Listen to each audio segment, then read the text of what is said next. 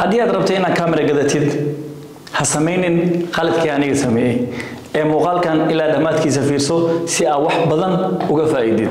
haddaba waxaan ka hadlayo waa khibrad 5 sano ah oo aan leeyahay kamerada ku soo dhawaada janaalka Dami Films waa Ismaaciil Dami maantana waxa miiska noo saaran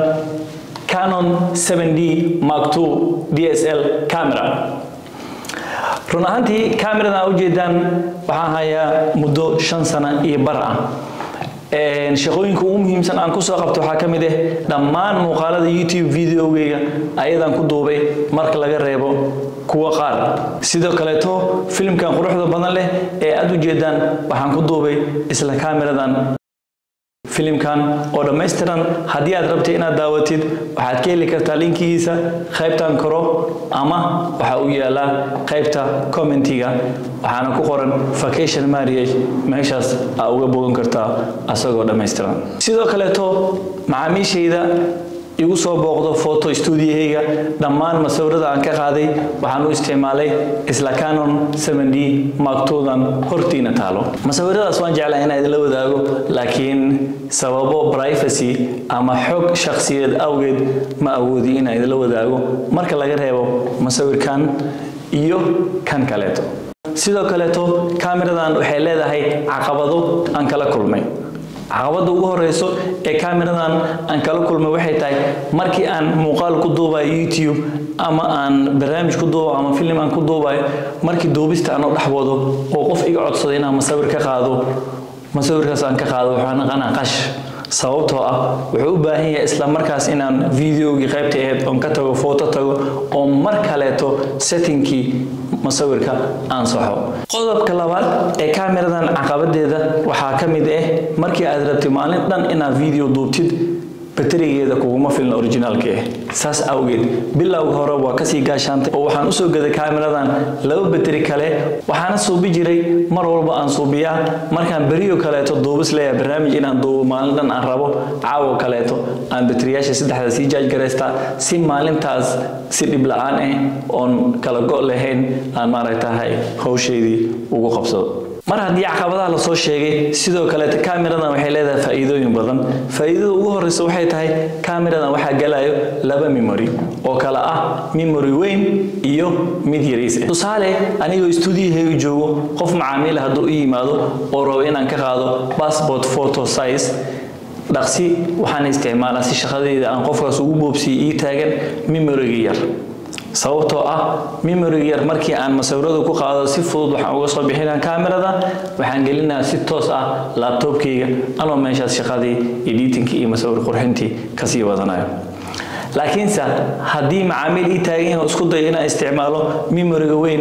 waxa caqabada kala kulmaya waxay tahay waxaan ku qasbanahay in kamerada memoryga aan geliyo ka bacdi kamerada iyo laptopka aan isku xiriiriyo kaabalkan aa u jeedaan ama fiiladan laakiin wax walba waxay leeyihiin faa'iido iyo khasaaro markii aan ka soo sheekeeyay memory weyn khasaarihiisa sidoo kale faa'iido kale oo ku leeyahay markii boorsada uu kugu jiro oo memory yar aad maanta kale aroos rabta inaad soo duubtid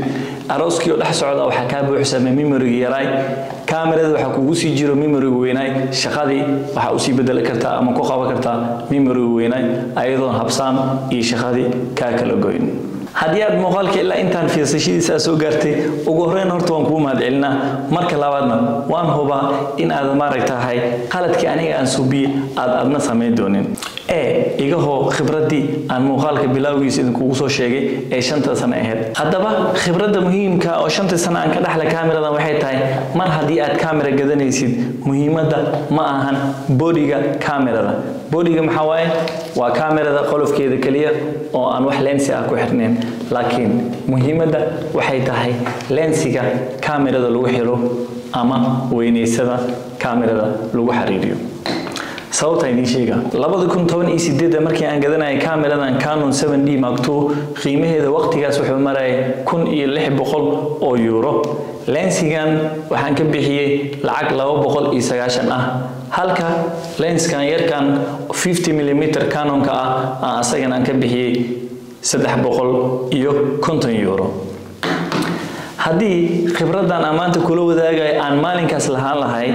Canon 700D waa kaamiro yar oo miraayadeeda aad kala bixi karto hore iyo gadaal u jeedi kartid qiimaheedana waqtigaas wuxuu ahay €640 taasoo macnaheedu tahay waxay la qiime ahayd labadan lens ee yar-yarka ah haddaba markii aan kaamirada labadan lens intaan iska dhaafo lacagtoodii kaamiradaas ku soo gato $640 meel ii taalo $1600 kuma gateen kaamiro ee waxaan ku gadan lahay hal lens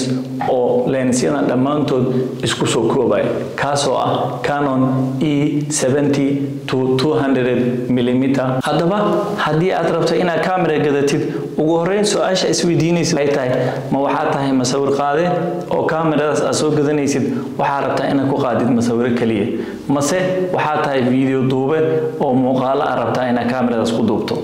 haddii jawaabtaada ay tahay masawir qaadis waxaan kugula talinaa inaad gadatid shirkadda Canon kaamirooyinkeeda nooca ay rabto ha ahaato haddii aysan jawaabtaadu tahay video duubis ama muuqaal duubis kaamiro waa Sony haddaba